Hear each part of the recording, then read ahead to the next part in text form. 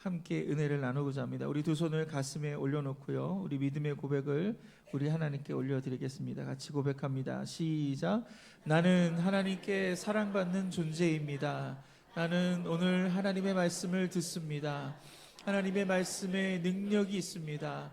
하나님의 말씀에 생명이 있습니다. 들은 만큼 변합니다. 들은 만큼 성장합니다. 들은 만큼 행복해집니다. 아멘. 오늘은 우리가 어린이 주일이면서 또 어버이 주일로 하나님께 영광을 돌립니다. 그리고 세상적으로 보면요, 석가탄신일입니다. 그래서 오늘 교회에 오지 않으신 분들은요, 의심을 받게 되어 있어요. 그렇죠? 과연 어디를 가셨을까? 그래서 성도는 절밥을 먹는 게 아니라 교회밥을 먹어야 되고, 여러분 하나님의 말씀을 우리가 먹어야 될 줄 믿으시길 바랍니다. 오늘도 생명의 귀한 말씀으로 함께 할 줄 믿습니다. 그럼 인생은 관계의 집합이다, 이런 말이 있어요. 우리가 혼자서 살 수 없습니다. 우리가 이 땅에 태어난 것도, 그리고 우리가 성장하는 과정에서도요, 그리고 또 우리가 살아가는 모든 과정들 속에 우리와 얽히고 설킨 수많은 관계들이 있죠. 그 중에서 우리 이 관계들 중에서는요, 때로는 우리에게 좋은 관계도 있지만 나쁜 관계도 있고, 우리를 아름답게 하고 격려하는 관계도 있지만 우리에게 아픔을 주고 상처를 주는 그런 관계들도 있습니다. 여러분, 우리가 가정을 이루고 있는데 정말 소중한 관계가 아니겠습니까? 그럼에도 불구하고 이 관계 속에서도요, 때로는 상처와 또 아픔이 있을 수 있고, 또 그 관계 속에서 참으로 여러분 안식과 회복과 그 사랑이 넘치는 이런 다양한 모습들이 우리 안에 있습니다. 여러분, 2021년도에 출간이 되어서 올해의 책으로 선정된 이 베스트셀러가 있습니다. H마트에서 울다라는 제목의 책입니다. 미국의 전 대통령이 버락 오바마 대통령이 이렇게 추천을 해서 더 유명해진 책이기도 하고요. 그리고 정말로 이 책을 읽고 많은 사람들이 눈이 퉁퉁 부은 거예요. 그만큼 이 책을 보면서 굉장히 많이 같이 공감하고 울었다라고 얘기합니다. 이 책의 저자는 미셸 자우너라고 하는 여성입니다. 어머니는 한국분인데 아버지는 미국분이에요. 한국에서 태어났어요. 그런데 한국말을 하지 못합니다. 자라는 것은 미국에서 자라게 되는데 오레건주 유진이라는 도시에서 성장을 합니다. 그저는 성장하면서 여타의 부모님과 자신의 부모가 다르다는 걸 알게 된 거예요. 다 백인들 속에서 자기 부모만 동양인이고, 그리고 또 똑같은 이런 미국 스타일로 양육을 하는 것이 아니라 한국 스타일로 자기를 양육했다라는 거예요. 그래서 여느 엄마와 다르게 보기에도 굉장히 강한 것 같고, 또 서투르고 투박하기 때문에 그녀의 엄마와 틈만 나면 싸우고 다투고 갈등하는 이 어린 시절을 보냈습니다. 그런데 그렇게 다투고 나면 꼭 이 어머니는요, 자기를 데리고 H마트라고 하는 이런 한국 마트에 데리고 가는 거예요. 그래서 거기서 한국 음식을 사줬다고 합니다. 거기서 먹은 떡볶이, 또 짬뽕, 짜장면, 볶음밥, 그리고 찌개, 이런 것들을 함께 그 H마트에서 먹게 되었다고 합니다. 특별히 이 자오너가 이 간장게장을 쪽쪽 빨면서 먹거나, 아니면 이 낙지를 초고추장에 탁 찍어가지고 그것을 움켜움켜 먹으면요, 그 어머님이 영락없는 너는 한국 사람이라고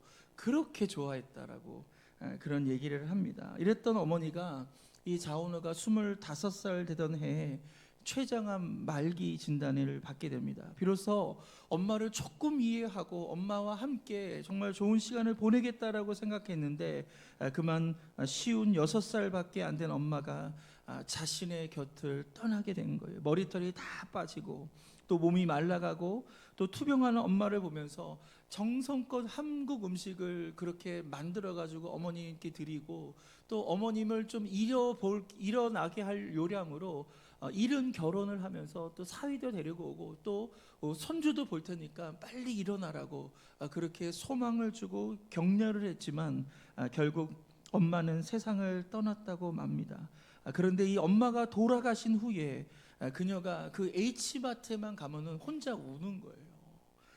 엄마가 먹었던 음식이 생각나서 울었고, 또 비빔밥에 고추장 많이 넣지 말라던 그 엄마의 잔소리가 생각이 나서 울게 되고, 또 달콤한 짱구 과자를 그 손가락에 끼고 그 흔들던 엄마의 모습이 생각나서 울게 되고, 또 엄마와 조금씩 베어 먹던 그 동글한 그 뻥튀기의 추억이 생각이 나서 울게 됩니다. 그래서 그는 H마트에 갈 때마다 운다라는 이 책을 쓰게 됩니다. 이런 미셸 자우너가 우는 이유는요, H마트 때문에 우는 게 아니에요. 그 음식 때문에 우는 것이 아닙니다. 바로 그 속에 담겨진 그 엄마의 사랑 때문에 운 것입니다. 세상에 수많은 관계가 있지만 이렇게 엄마의 사랑보다 더 아름답고 잊지 못할 관계가 어디 있겠습니까? 우리에겐 저마다 이런 엄마와의 잊지 못할 그 관계가 있습니다. 오늘 여기 계신 모든 분들은요, 하늘에서 뚝 떨어진 존재가 아니에요. 다 부모를 통해서 이 땅에 태어난 것입니다. 우리 부모는 나를 만들기 위해서 하나님이 정해놓으신 이러한 창조 행위에 동참하면서 오늘 우리가 이 땅에 태어나서 우리가 성장하고 이렇게 자라게 된 것이다 라고 볼 수 있습니다. 세상 어디에도 내가 아플 때 나를 좀 이해해주고 동정해주는 사람이 있지만 자신의 손해를 감수하면서 나를 도와주는 사람은 오직 부모밖에 없다라는 것입니다. 제가 청년부 사역을 할 때가 있었습니다. 그런데 그 청년 하나가 좀 문제를 일으켰어요. 그래서 재판에 갈 상황이 됐습니다. 목사로서 그 청년이 요청을 합니다. 목사님, 너무 두려워요. 좀 이번에 재판 받을 때 좀 와주세요라고 하더라고요. 그래서 제가 그 청을 받고 이 재판하는 그 방청석에 앉게 되었습니다. 보니까 한 판사가 여러 건을 이렇게 심리를 하고 재판을 하더라고요. 우리 청년 재판전에 다른 재판이 있었어요. 그래서 여러 재판들을 제가 그 방청석에서 이렇게 지켜보고 있는데 보통 그러지 않습니까? 검사가 나와서 그 피의자에게 어떠한 일을 했는지, 어떠한 범죄를 했는지 그 범죄 행위를 그런 낱낱이 이렇게 얘기하는 시간이 있는데 제가 깜짝 놀랐어요. 한 청년이었는데 그렇게 나이도 많지 않은데 너무 극악무도한 범죄를 저지른 거예요. 그것도 하나가 아니라 여러 건의 이 범죄를 저지르는 것을 이 검사가 지목을 하고 있는데 제가 속으로 너무 화가 나는 거예요. 아니, 어떻게 이런 일을 벌이지? 어떻게 이럴 수가 있지? 이 사람으로서 어떻게 그럴 수 있을까? 제가 속으로 그런 마음을 갖고 있는데 방청객에 있던 한 아주머니께서 이렇게 말씀합니다. 재판장님, 그 아는 아무 잘못 없습니다. 다 제가 잘못한 기라 저를 벌주이소. 그 아는 아무 잘못 없습니다. 피고의 어머니였던 거예요. 저는 너무 화가 났는데 그 어머니는 그렇지 않았다는 거예요. 그 어머니는 자식이 잘못한 게 아니라 내가 잘못한 거라고 하면서 내가 대신 벌을 받아야 된다, 그렇게 항변하는 것을 제가 들었습니다. 저는 이것이 이 땅의 모든 어머니의 마음이 아닌가 그렇게 생각합니다. 이렇듯 부모님의 사랑과 헌신이 우리를 존재하게 한 것입니다. 성경은 끊임없이 이 부모의 소중함을 가르치고 있습니다. 오늘 본문도 우리에게 인생의 가장 소중한 관계인 부모와 자녀의 관계, 자녀가 부모에게 어떻게 행동을 될지, 또 부모는 자녀에게 어떻게 할지를 오늘 이 본문의 말씀을 통해서 우리 가운데 가르쳐 주고 있다라는 것입니다. 사랑하는 성도 여러분, 이 관계를 잘하고 있습니까? 저희 집에도 이렇게 정원이 조그맣게 있단 말이에요. 그 정원을 이쁘게 관리를 하면요, 너무 보기 좋아요. 들어오고 나가고 할 때 그 정원을 꼭 들여다보고 마음에 굉장한 위로를 얻고요, 굉장히 기쁨이 있는데 그 정원이 쓰레기로 가득 차고 냄새가 나고 그러면 어떻겠습니까? 보기만 해도 굉장히 괴롭지 않을까요? 마찬가지로 우리 모든 관계는요, 잘 가꿔야 하는 거예요. 비록 혈연 관계다 할지라도, 가족들이라 할지라도요, 그 가족이 자연스러운 게 아니라 우리 모든 과정들이 여러분 정성을 다해서 소중한 관계를 여러분 만들어 가야 되는 것입니다. 정말 관계를 잘한다는 것은 무엇일까요? 그것은 바로 성경대로 하는 거예요. 성경대로 부모에게 순종하고 성경대로 우리가 자녀를 양육하는 것, 그것이 좋은 관계를 이루는 것이고 우리의 소중한 관계를 잘 이끌어가는 것이다. 오늘 그런 의미에서 첫 번째로 한번 따라해볼까요? 부모에게 순종하는 것이 옳은 일입니다. 우리 성경 읽을까요? 에베소서 6장 1절입니다. 시작. 자녀들아, 주 안에서 너희 부모에게 순종하라. 이것이 옳으니라. 아마 우리 중에 부모님이 돌아가신 분 손들라고 하면 거의 대부분 들으실 거예요. 그렇죠? 오늘 그렇기 때문에 대부분은 부모가 있지 않고요. 부모의 역할을 하시는 분들이 이 자리에 더 많은 사람이 앉아 있을 것입니다. 그럼에도 불구하고 우리가 하나님 말씀 속에서 하나님의 의도와 그 뜻을 우리가 깨닫는 은혜가 있기를 주님의 이름으로 축원드립니다. 여러분, 자녀가 부모에게 순종해야 되는 이유에 대해서 성경은 뭐라고 얘기합니까? 이것이 옳다라고 얘기하고 있는 거예요. 부모에게 허물과 약점이 없기 때문이 아니라 그냥 부모이기 때문에 그것을 순종하는 것이 옳다라고 얘기하는 거예요. 어떠한 인간도요, 허물과 약점이 없는 인간은 없습니다. 제가 목회자잖아요. 많은 청년들과 또 많은 성도들과 이렇게 상담을 하면요, 어린 시절에 부모로부터 학대를 받은 성도들과 자녀들이 상당히 많은 것을 볼 수 있습니다. 그리고 제 친한 친구, 신학생 친구인데 지금은 세상에 있지는 않습니다. 그런데 저랑 진짜 친했어요. 그래서 학교를 가고 학교를 오고 또 같이 밤을 새우며 공부하고 그런 어떤 목회에 대한 큰 꿈을 함께 나눴던 친구가 있는데 아버님이 목사님이에요. 제가 그 집에 가면요, 그 목사님이 저에게 얼마나 잘해준지 몰라요. 저는 몰랐죠. 근데 나중에 그 친구가 저에게 얘기하는 게 뭐냐면 아버님이 집에 있을 때 자기를 그렇게 때리더래요. 자기를 그렇게 팼대요. 아니, 저한테는 천사 같은 목사님이었는데 분명 성도들에게는 천사 같은 목사였지만 자기는 그렇지 않다는 거예요. 그러니까 목회자의 자녀가 갖고 있는 이 상처가 분명히 있는 것입니다. 오늘 이렇듯 우리의 관계가 여러분 이렇게 불합리할 수 있고요, 또 폭력과 또 여러 가지 어려움들이 분명히 있지만 오늘 성경은 뭐라고 얘기합니까? 부모에게 순종하라. 할렐루야. 이것이 옳다라고 얘기하는 거예요. 이것이 성경적인 관점인 것입니다. 그리스도인들은요, 부모에게 순종해야 됩니다. 골로새서 3장 20절 말씀을 읽겠습니다. 시작. 자녀들아, 모든 일에 부모에게 순종하라. 이는 주 안에서 기쁘게 하는 것이니라. 부모에게 순종하는 것 하나님의 기쁨이 된다라고 성경은 이야기하는 거예요. 이것은 여러분, 순종이, 이 땅의 부모에 대한 순종이 바로 하늘의 아버지에게 대한 순종이다라고 얘기할 수 있는 것이고요, 이 땅의 부모에게 불순종한다는 것은요, 1차적으로 우리 하나님께 불순종하는 것임을 오늘 성경은 이렇게 말씀하고 있는 거예요. 여러분, 성경을 보면요, 부모와 자식 간의 관계가 그렇게 긍정적이지 못한 관계들이 나와 있습니다.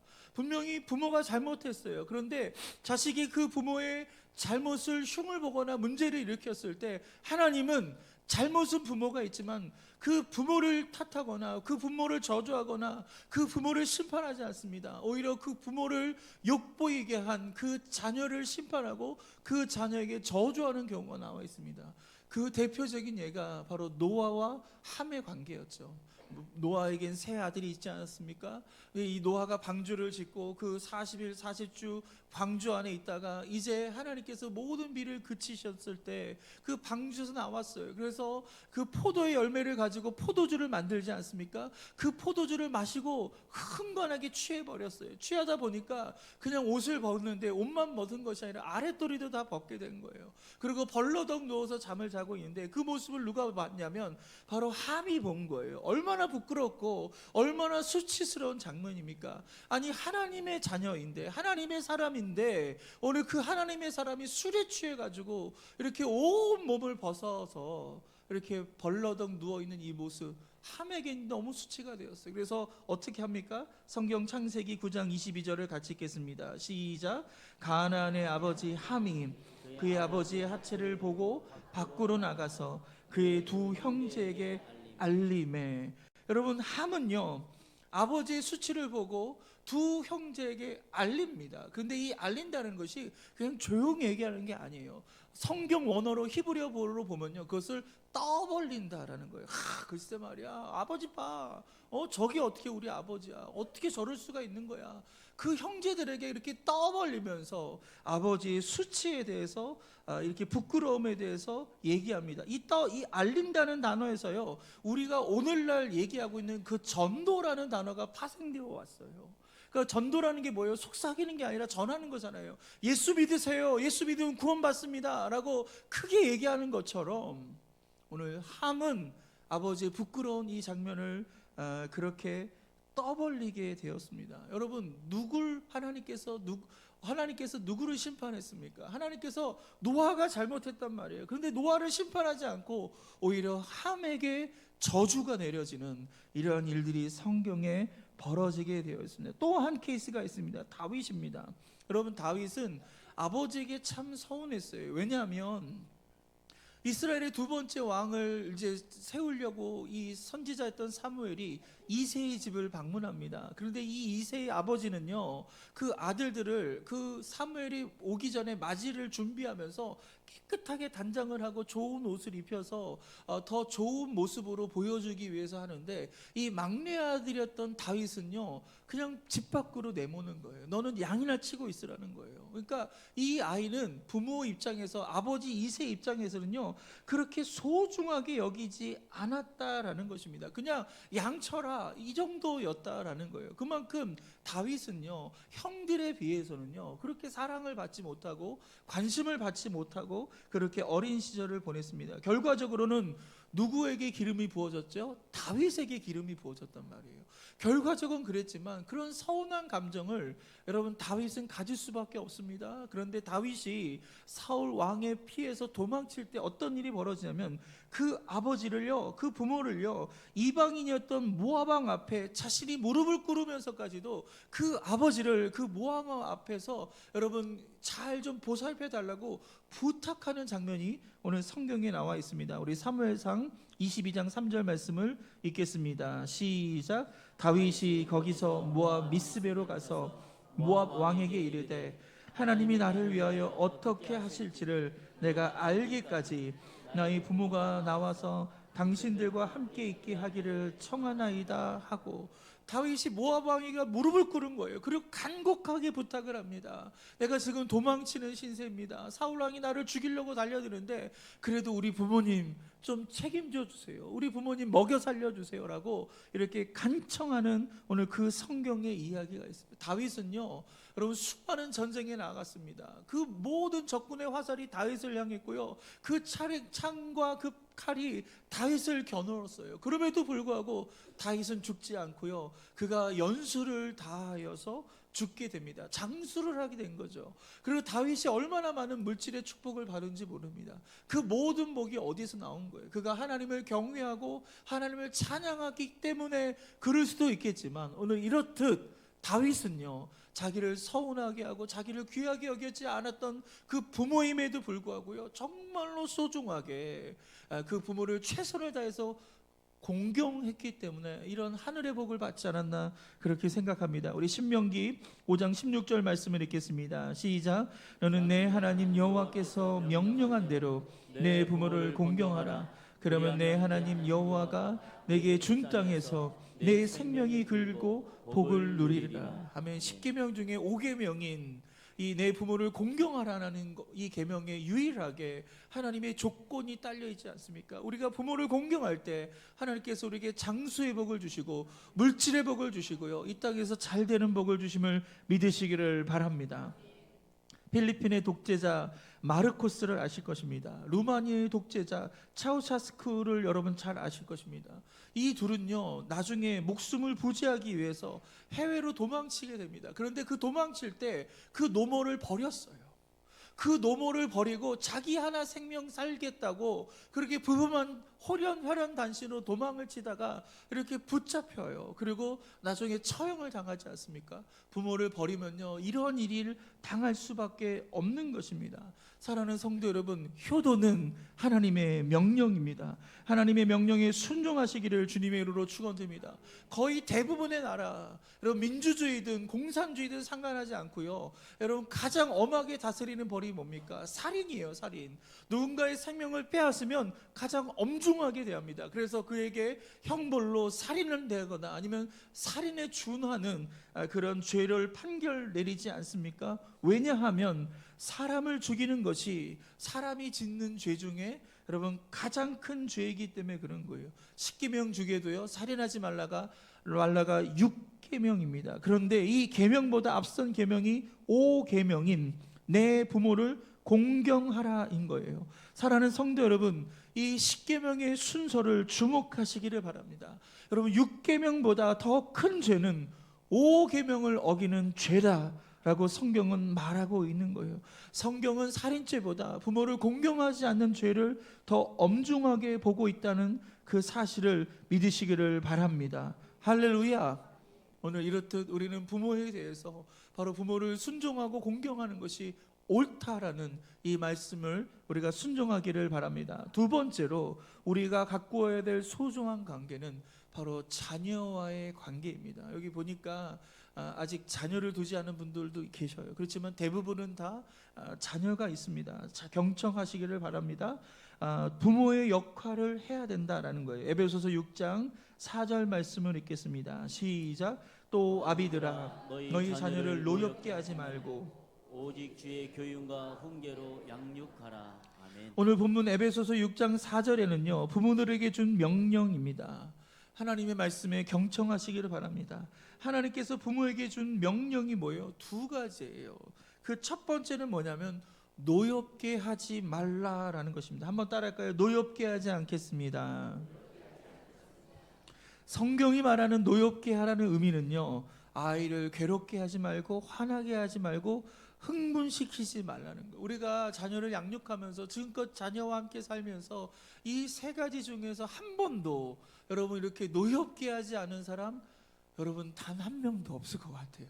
제가 2부 때는요 눈 감고 한번 손들어 보라고 했는데 제가 차마 3부 때는 하지 못합니다. 하지만 대부분 그래요.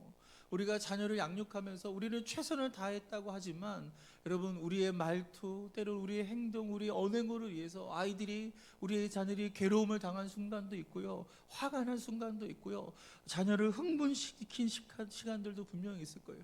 지금 여러분의 자녀가 여러분의 정말 효를 잘하고 최선을 다하지만 그렇다라고 해서 여러분이 과거에 그 자녀를 노엽게 하지 않았던 것은 아닐 수도 있다라고 저는 생각합니다. 그렇다면 왜 성경은 노엽게 하지 말라고 얘기했을까요? 그것은 바로 분노한 자녀들은 사탄과 세상의 좋은 먹잇감이 되는 거예요. 사랑하는 성도 여러분, 우리가 자녀와의 관계가 깨지잖아요. 자녀와 여러분이 멀어지잖아요. 그러면 반드시 자녀는 세상을 돌게 되어 있어요. 사탄의 먹잇감이 되게 있어요. 그래서 사탄은 그의 마음을 공격을 해서 교회를 떠나게 하고 우리 부모가 믿는 예수를 부인하게 하고 오늘 그렇게 신앙생활을 거부하게 되고 또 세상에 빼앗길 수밖에 없다라는 거예요. 여러분 신앙생활이 뭐죠? 신앙생활은 하나님과 나와의 거리예요. 신앙이 좋은 사람 뭐냐면 나와 하나님과의 거리가 가까운 거예요. 신앙이 나쁜 건 뭐예요? 나와 하나님과의 거리가 먼 거예요.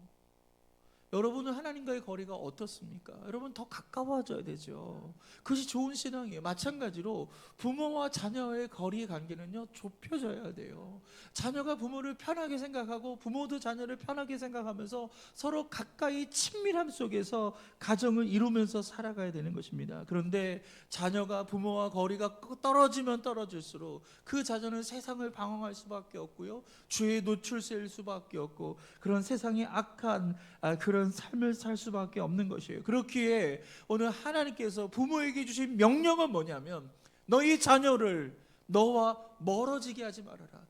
여러분 이것이 자녀에게 책임이 있는 것이 아니라 바로 부모에게 책임이 있다라고 오늘 성경은 우리에게 분명히 말하고 있는 거예요. 예, 자녀가 잘못할 수 있습니다. 자녀가 부모의 말을 듣지 않을 수 있습니다. 껄핏하면 부모의 뜻을 거스를 수 있어요. 그럼에도 불구하고 이 책임은 우리 부모들에게 있다라는 것이 성경의 여러분 관점입니다. 두 번째로 바로 말씀으로 양육하셔야 됩니다. 우리 에베소서 6장 4절 말씀을 읽겠습니다. 시작. 또 아비들아 너희 자녀를 노엽게 하지 말고 오직 주의 교훈과 훈계로 양육하라.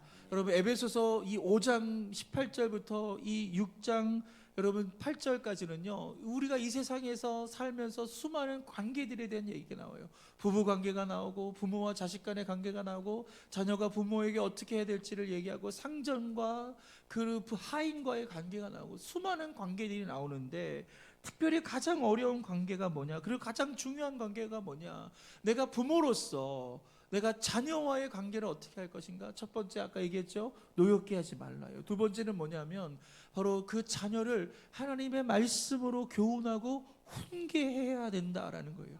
이것이 하나님의 명령인 것을 믿으시기를 바랍니다. 이것이 우리의 역할이에요. 부모의 역할이에요. 부모는 자녀를 하나님의 말씀으로 양육하고 훈계해야 되는 것입니다. AD 70년 예루살렘이 로마에 의해서 완전히 멸망됩니다. 어떻게 멸망하냐면 돌 위에 돌 하나 남기지 않을 정도로 완벽하게 폐허를 만들어 버려요. 이것이 로마의 강력한 군대의 힘이었죠. 그런데 이 예루살렘이 멸망당하기 바로 그 직전에 요한나 벤 자카이라는 랍비가 있었습니다. 이 랍비가 이 공세가 있기 전날 밤 포위망을 뚫고 그 당시 로마의 장군이었던 베스파시안이라는 장군을 여러분 만나게 됩니다. 그리고 이 베스파시안 장군에게 이런 요청을 합니다.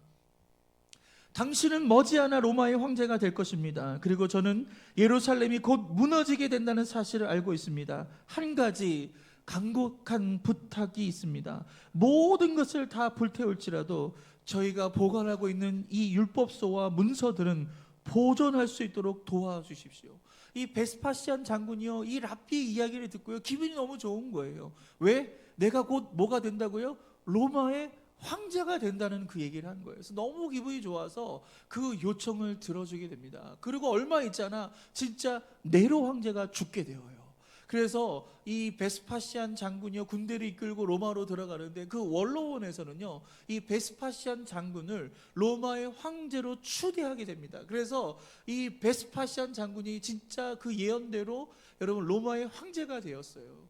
그 예루살렘을 함락을 하지 못한 상태여서 그의 아들이었던 티투스라는 장군에게 이 예루살렘 함락을 명령을 합니다. 그래서 이 티투스 장군이 예루살렘을 공격하게 되는데 한 가지 단서 조건을 둔 거예요. 바로 이 랍비였던 벤 자카이 이야기를 떠올려서 거기 가면은 문서들이 있을 텐데 그 문서는 건드리지 말아라. 여러분, 이 티투스가요, 여러분 AD 70년경에 이 예루살렘을 포위하고 공격을 하는데요, 완전히 멸망을 시키는 거예요. 모든 것들을 다 불태웁니다. 심지어 여러분 성전도 불태우고 예루살렘 성전도 불태우고 그리고 집들도 불태우고 모든 건물을 다 불태우는데 이 약속대로 그 문서들은 태우지 않은 거예요. 그래서 이 벤 자카이가 그 문서를 가지고 얌니아라는 곳으로 그 모든 문서를 옮기게 됩니다. 거기에 도서관을 짓고요, 그 문서들을 다 여기다가 모아놔요.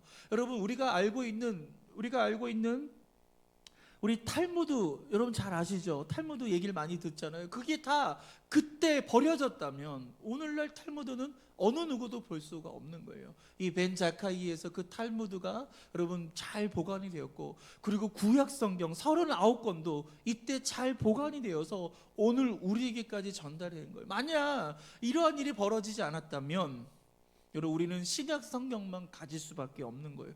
구약의 이야기를 접하지 못하는데 바로 이 랍비에 의해서 이렇게 성경이 이렇게 보존될 수 있었다라는 것입니다. 이 벤 자카이가 자기의 목숨을 걸고 그 베스파시안 그 장군의 숙소까지 들어갈 수 있었던 그 일은 무엇 때문입니까? 그 마음의 품은 이러한 생각 때문에 그런 거예요. 예루살렘 성은 다시 지으면 된다. 건물이나 집들은 다시 세우면 된다. 심지어 성전까지도 다시 건축하면 된다. 그러나 말씀을 지키지 아니하면 우리 민족의 미래는 없다.